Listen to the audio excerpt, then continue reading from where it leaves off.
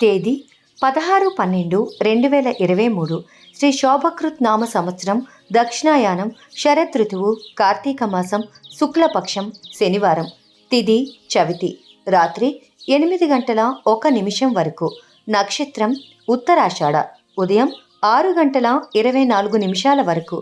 శ్రవణం తెల్లవారుజామున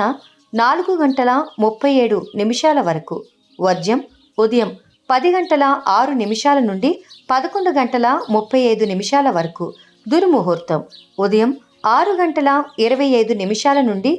7:54 వరకు శుభ సమయం సాయంత్రం 6:59 నుండి రాత్రి 8:28 వరకు